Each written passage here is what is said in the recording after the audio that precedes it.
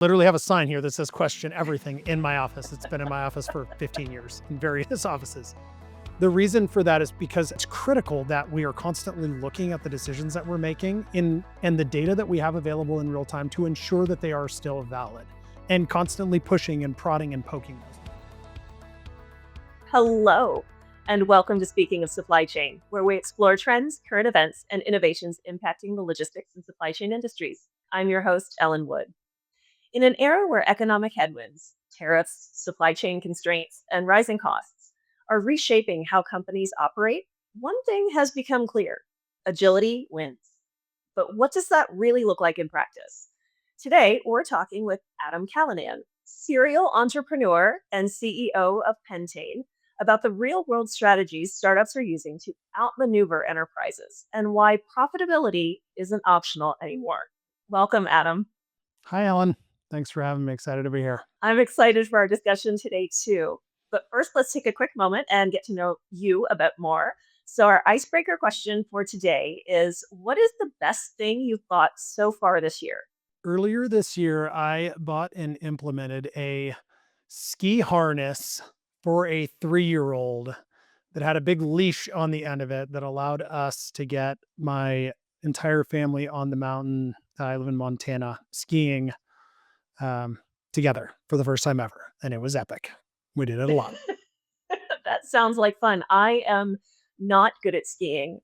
Born and bred Hoosier here, and the state is pretty flat, so there's not a lot of opportunity for skiing. But I have gone before, and I felt wildly out of control. Like it's just falling. It's falling and slipping just on purpose. So that skiing's not my sport, but I can understand how, and I've seen the little kids on the leashes to let them go snowboarding or skiing with their family, and it's so cute. Did Yeah, they it have fun really at is. least? Oh, yeah. Love it. Okay. Absolutely love it. Let's see. The most was it the best thing? The best thing I've bought this year. I would say maybe not the best, but the most interesting thing is I started a vermiculture farm this year. And so I bought a vermiculture farm and mail ordered some worms. What the heck is a vermiculture farm? Okay, so vermiculture is raising worms specifically for garden purposes and to Huh. get the worm castings. And I'm an avid gardener, and I've never done this before where you're raising worms in buckets. And it's really interesting. My kids and I are having a lot of fun, trying to figure out the best way to do it, the best things, to feed the worms, but it's just all kitchen scraps. And I'm hoping it's going to take my garden to a next level this year, but we'll see. It's been a fun adventure so far. My 5-year-old loves that we have a bucket of worms.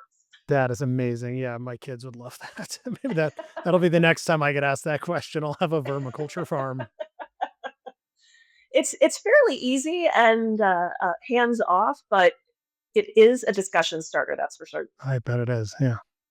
All right, so let's get back to our topic today, which is really the agility that supply chains need to have, and especially those smaller businesses, the startups, in order to compete in the landscape.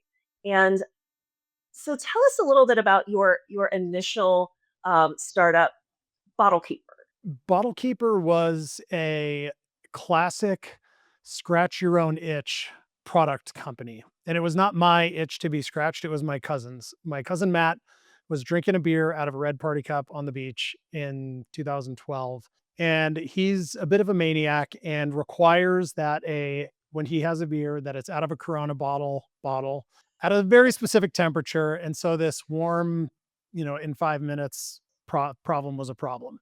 And he looks around and he sees people drinking, uh, out of water bottles, just stainless steel water bottles, and has this idea of taking one of those bottles, cutting it in half, stuffing it with neoprene or like wetsuit material so that his perfectly chilled Corona bottle could fit inside of this thing.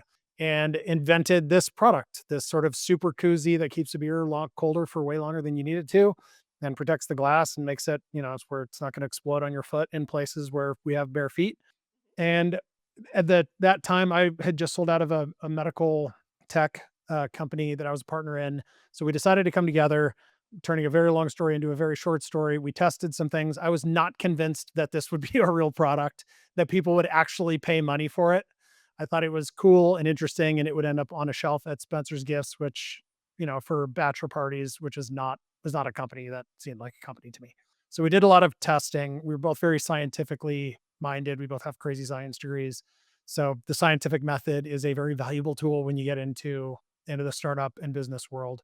So we put a bunch of tests in place over the series of months to see if we could get interest and if we could get people that weren't our moms and dads and aunts and uncles to swipe credit cards and buy the product at a real price before we spent any time or money on it. And we did that with crowdfunding. It's the perfect place to do that. Go and test concepts and make sure you have a thing before you go and invest in the thing. And that worked really well. I was like, holy cow, this is okay. People actually want it. There is a need. We sold a bunch of them, and before we even spent any time or money making it, so then we had to go figure out how to make it, which is a whole nother deal. But yeah, we created this product. My company before that, we had a lot of people in a lot of states, and it was big and heavy, and I vowed to not do that again. So I was very adamant with Matt that we build the company in a way that had no employees, and we did that very Okay. successfully for kicked that company off in 2013. In 2016, we did 8 million in sales, all direct to consumer with no employees, no investors. Super lean. It was super profitable. We grew from there into tens of millions. Ended up on Shark Tank when we were way too big to be on Shark Tank. Super fun though. And got acquired in 2021 by a private equity group called Windpoint Partners and Arctic Mhm. Outdoors. And there was only 4 team members. So it was really, really, really lean, really profitable, super fun. Awesome. So, what are small startups doing today that enterprise level companies simply can't or won't do fast enough? Because when you've when you're talking about that small startup company, and you said it a couple times, it was super lean and super agile. That's not something that big enterprise company can do, but is that a differentiator? Is that a plus or is it a minus? It is the differentiator. It is the number one value point that exists in early stage businesses is your capacity to break things and move fast and change them quickly where there aren't real consequences. Like you get to try things super fast and change your mind. And ideally, again, we're listening to the data that is telling us that the answers to the questions. That's where early stage companies do get in trouble is they end up using emotion to make decisions and not numbers and math and science to make decisions. But it is the huge lever that early stage businesses have is the capacity to move extremely fast, make decisions quickly. It's okay if it breaks. We know it's going to break. We expect it to break. It's actually part of the plan is that it breaks. And you learn from those breaks and move. And over time that develops into something. Okay. And I can agree with that because I've worked in large companies, large corporations. I've worked in smaller, private companies. And the smaller the team, the more quickly things can get done and the more quickly you can react to a change. Unfortunately, we do have, enterprise level companies out there that are, now really having to make these adaptive changes on the fly. And it's very, very difficult for them. Um, like when resources are limited, costs are rising. This is what we're seeing in the economy today. Those startups can adapt so much faster than those larger competitors. So, what are some creative ways that you've seen either your company or smaller companies completely rewire and redo their supply chains or other cost structures that could inspire some of those larger firms or be a key learning for even larger companies? One of the areas that I imagine this to be true in larger scale companies as well, and I actually got to see that firsthand when we did get acquired and then became part of a much larger company. One of the areas that early stage, mid stage brands get into trouble is have a tendency to solve problems with payroll. And what I mean is that you have what you think as an opportunity or a thing that needs to be fixed or a process that is broken. And we have a tendency to go and hire people that haven't some domain expertise in that thing to solve that problem. The challenge is that when that's the first line of defense against solving that problem, is that every nickel that you spend on adding that into the business adds lead weight to that company. I don't care how big the company is, big, small, it doesn't matter. It adds weight to the business. And if that weight is also not producing, if it's not productive weight, it's really difficult to recognize how the revenue in the business and how the revenue performance in the business needs to change in order to pay for that new weight, in order to cover the cost of that new weight. So in an early stage company, when it's generating $1 million a year or $100,000 a year or even $10 million a year, like little bits of weight are really, really impactful on the business. They really drag the business down. As you get into, and that's just a purely financial challenge. At Bottlekeeper, one of the things that we did really well is we first solved those problems with tech and got really, really creative with automation. And this is in the mid 2010s. Now in the Mhm. world of AI, like that's a whole different bag of tricks that Right. we're just at the very tip of. That's really interesting. But we solved that's how we got to 8 million in sales with no employees. Like I put a guardrail on the company that we are not going to hire a person until it becomes absolutely critical. So we said no to a lot of opportunity like retail expansion, like, all sorts of stuff we said no to because it violated that principle. And that allowed us to stay really, really focused on the one thing that we wanted to do was this one product to a one type of D2C customer. And we just got really good at that. And I automated everything. The customer didn't know it Mhm. a lot of the time because it can still be personal. It has to be personal, especially now in the world of AI. Authenticity really matters. Um, yeah, solving problems with people and humans is can be really, really damaging to a company. Yeah, particularly if you don't know how you're going to pay for it. Well, and I think that that's something that a lot of companies are facing, especially in their supply chains right now. Anyway, I mean, we're still in trade show season right now in the logistics and supply chain industry, and it's all about automation and how can we automate these processes. The labor pool is shrinking, and people aren't looking for these types of jobs. We can't hire enough people. There just isn't enough to get the work done, and so automation has to step in, or it's too expensive to have the people, to your point, and the Yeah. automation is going to eventually pay for itself. um, do you find that then those limitations that you put on your business of not expanding into additional products or not going into that retail sector, did you ever question that decision of am I still really on the right track, or were you just convinced and absolutely certain that that was the way you wanted to run your business? Because no one else has a say. It's your business. You're absolutely right. I question things constantly. I mean, I don't know if you could see this. I literally have a sign here that says question everything in my office. It's been in my office for 15 years in various offices. The reason for that is because I can only make as the operator of the business, all of us, anybody that's operating a business, operating a role in a business, you can only make a decision based on the information that's available to you then. So it's critical that we are constantly looking at the decisions that we're making in and the data that we have available in real time to ensure that they are still valid and constantly pushing and prodding and poking those. So I questioned it all the time. I didn't, you know, and then there was a point at which that question became, nope, now I am bottlenecking the company by my lack of will or desire uh, to build a team, to hire a team. And so I took a dry erase board and I literally wrote on this dry erase board. It was the end of that 2008, 2016, $8 million year. I drew on a dry erase board all the things I was doing in the company that I was responsible for and started circling the things that I should not be doing. Like I should not be running customer service. I should not be spending, I mean, at that point we were spending $2 million a year on paid ads. I should not be managing that.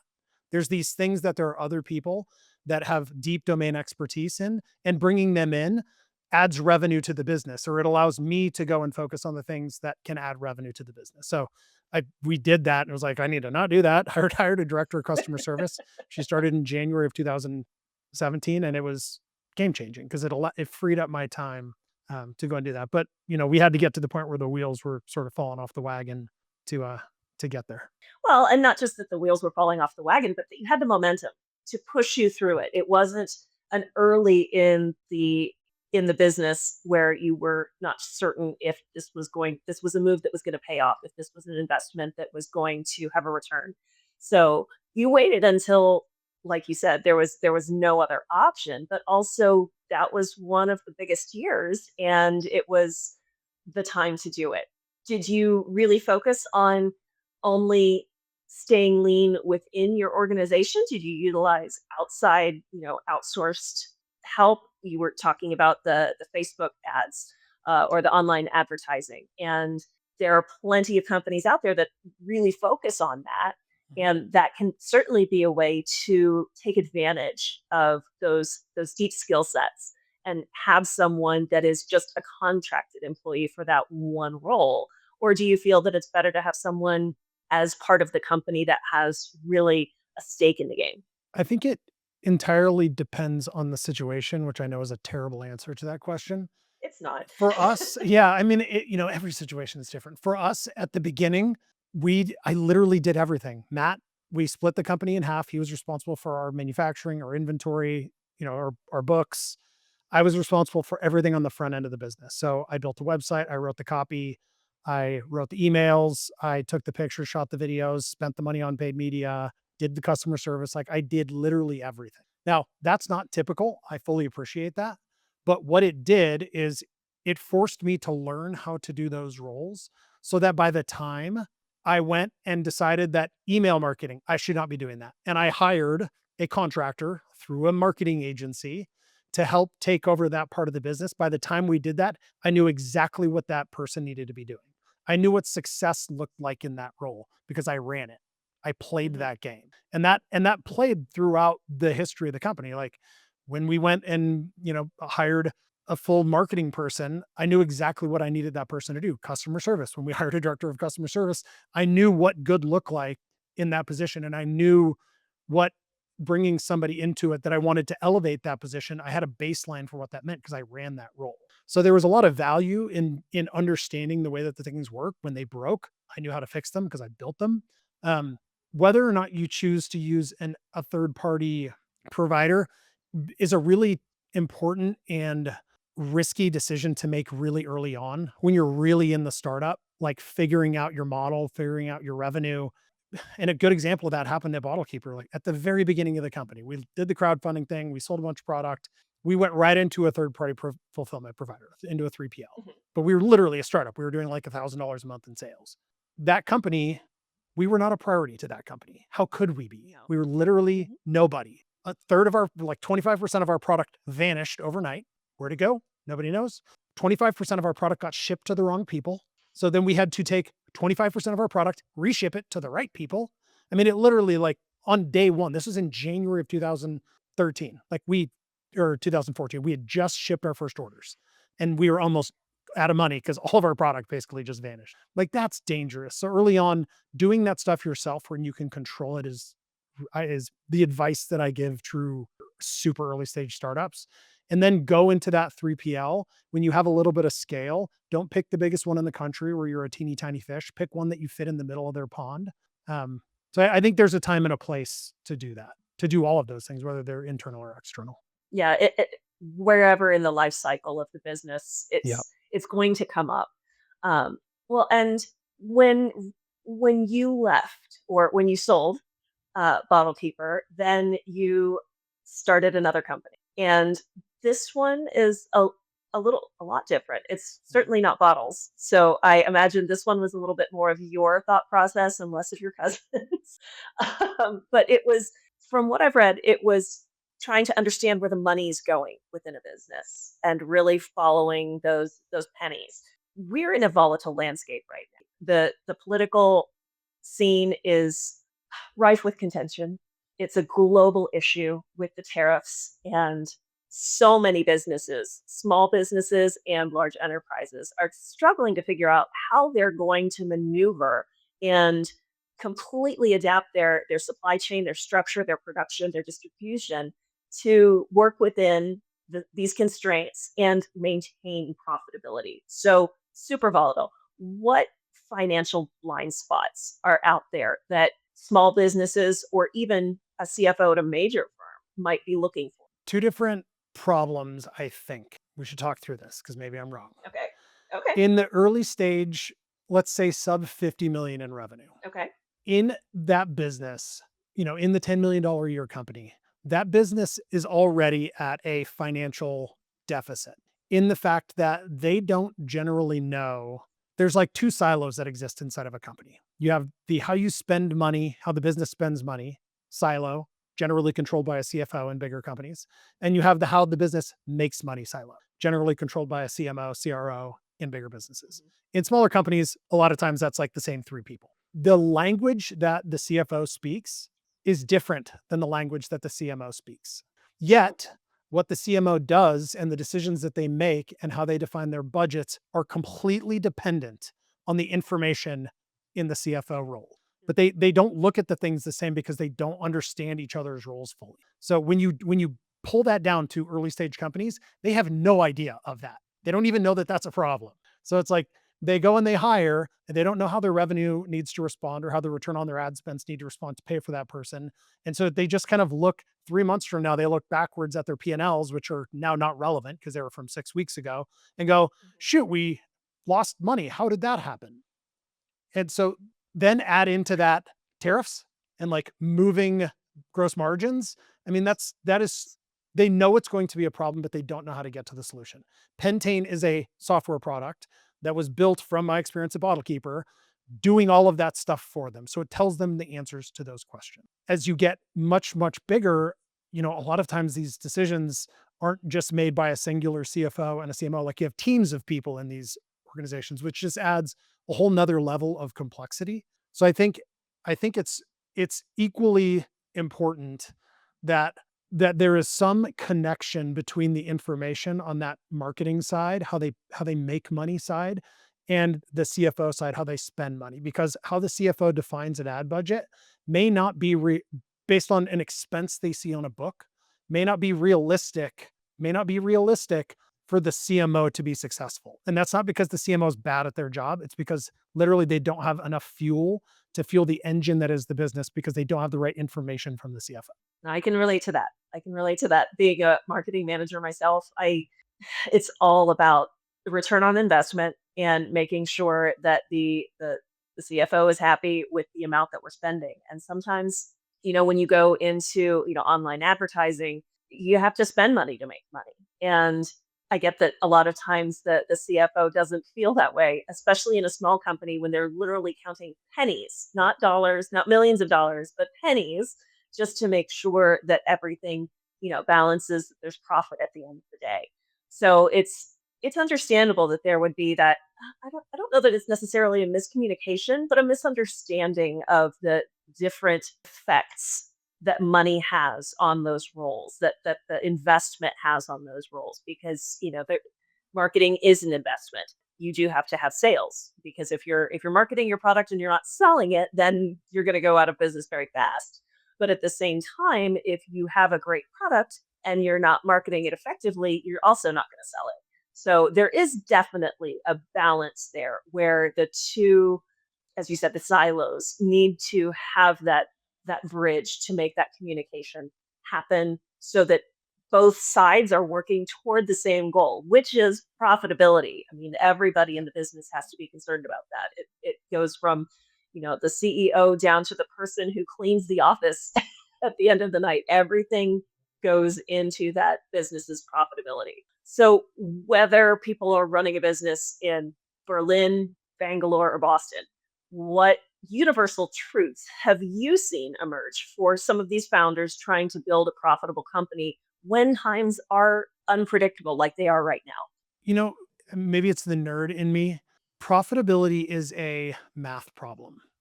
I mean, bottom line, it is. Now, what you Yeah. just mentioned, which is really important, not all of it, not running a business is not just a math problem. There's a lot involved in running a business, big or small, right? There's the combination of art and science that lives throughout that whole massive puzzle that is made of 1,000 pieces. Not pieces aren't all weighted the same, but that's what operating a business is like, big or small. So there are components to that that are the creative parts that are much more art than science, obviously.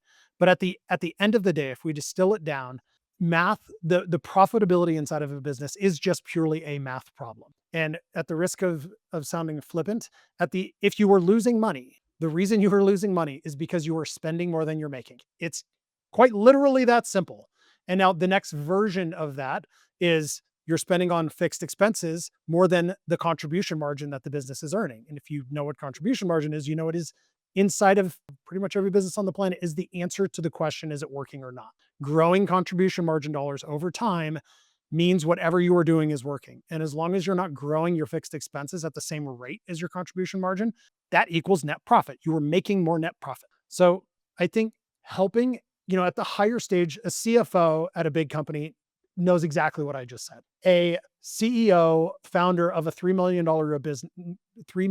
per year business, I just spoke French to him or her. Like they don't understand that, and that's okay. That's again, that's like the whole part of Pentane as a product is to simplify that. That is the common truth to me inside of business is that most of the problems that come up and arise within profitability can be solved with math. As long as we set a destination, we pick that endpoint. We say we want to get to break even, we want to generate a 10% net margin or a 22% or whatever that is. We can use math and some really simple conditional logic to work back from that and define Mhm. a mathematically driven plan that doesn't rely on like slinging spaghetti against the wall, which is what an awful lot of companies do, and just hope Yeah. that it works, which is not obviously not a great strategy. Yeah, hoping is not a plan. No. Wishing is not a plan. Not even praying is a plan. But so you're talking about, your math uh, acumen. Is what would be your most interesting or most successful customer story with Pentane and the platform? Like, where have you been able to really drive profitability for business? Can you tell us about a Of course. particular client or a situation? Yeah, I'll give you an example, and it's an interesting one because it's the solution is counterintuitive, which is why again math is becomes important when we're making decisions about this stuff. There was a business that is a consumer product company selling a really high-end travel bag. The founder, brilliant product designer, and this is the way these things happen. Created a product, people started buying it, and he's like, "Great, I'm CEO." And he's the CEO of a company, but he doesn't have a heavy financial background. It's not his expertise, and that's okay. Most startup founders, early stage founders don't. That's why they eventually go and hire those people. They got to a point they were doing $2 million a year and they were completely upside down. They were losing $100,000 a month in a $2 million a year business. Um, Obviously, that's not good. You only have a couple of months, unless you have deep, deep piggy bank pockets and you love spending it. You only have a couple of months of life at that rate. So what we did, we got them into Pentane, and what it told them was two things, technically. It told them that their fixed expense basis for the size company they were was really high. Um, Important note number one. The more important note is it told them that they were underspending on their advertising by they needed to increase their ad budget by 300%. And that's Wow. a crazy thing. Like you see that as the founder who's losing money. And you're telling me I gotta 3x my ad spend? No way. The problem in that business, and it's a little bit different in every business, but the problem in that business is that they had their return on ad spend, their ROI was 9. That's crazy, like amazingly high. But the business wasn't driving enough revenue to drive enough contribution margin to pay for their fixed expenses. So the combination of not enough revenue and too high fixed expenses created this like perfect storm of death spiral. And so they got in the system, they got to see if we increase our ad budget by 300%, which is insane, the return on ad spend needed to get to break even will come down to like 3.5, which is much more reasonable, particularly because their products were expensive. And because they got to see that, and we got to then, they didn't just increase that 300% overnight, like that happened over the course of a month. And they got to see that happen in a controlled fashion. It completely changed the company. 3 months later, they were profitable. Now, a year and a half later, they're up 700% and profitable because it just clarified this like mess inside the company that they didn't know was there. They didn't know how to solve it. The founder of that company says that before before I mean Pentane, before the math inside of Pentane, he felt like he was walking through the forest at night, hammering, just bumping into trees nonstop. Hope again. Yeah. Yeah, and Pentane turned on the lights. It didn't make it so the trees aren't there, but it gave him the ability to see them coming so they could plan and strategize around them. I think that that is a huge, huge asset for small businesses, for startups. Um, does it also provide insight for some of those medium-sized businesses that are making 100 million a year? Yeah, that's a funny question. I've had a lot more discussions around that recently. I was always under an possibly incorrect assumption that once you got to the point, you got above 50 million in revenue ish, you generally have like a full suite of really talented people doing CMO things, doing CRO things, doing CFO things, and that would sort of inherently solve the problem. And I am learning that the problem still exists even in much larger firms like that, where you have this vacuum of data that doesn't cross in between sort of the financial side and the customer acquisition side of the business. We are focused on the smaller brand as a company just because it's where I think we can be the most helpful. And as we get bigger, we tend to see companies that want really custom things, which we can do, but they take money and time and whatever. But I do think that it is a problem that is a lot more pervasive than I had originally assumed, even in larger companies like that. Well, that would be amazing if the tool also helps illuminate those issues within the financial structures of the business in order to help them achieve that profitability, especially now that we're facing a situation, especially here in the US, where, we're going to have to encourage those entrepreneurs to do something. We're the political situation is just making it the perfect breeding ground for these small businesses to start up, to get off the ground, because that's what the current administration wants. They want to bring that ingenuity, that innovation back to the US shores, and that's great. But we are a global economy. And while the enterprise level businesses are having to adjust things, and they have that bandwidth, they have that space, they have that size, behind them, they're still trying to be profitable too. I mean, that's an issue for them as well. But it's one of those things where, you kind of think of, rich people don't have problems, big businesses don't have problems. Well, of course they do. They're just different. They're different size, but there's still problems.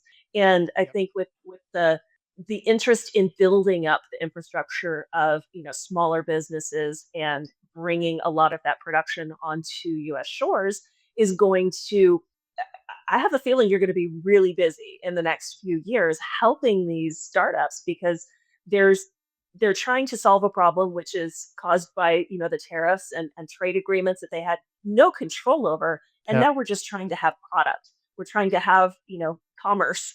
And to your point, these people don't know. They're the innovator. They thought of a solution to a problem and a business case to make it happen, but they're not a CEO or a CFO. They don't understand what it is that it's going to take to make that business profitable and long lasting.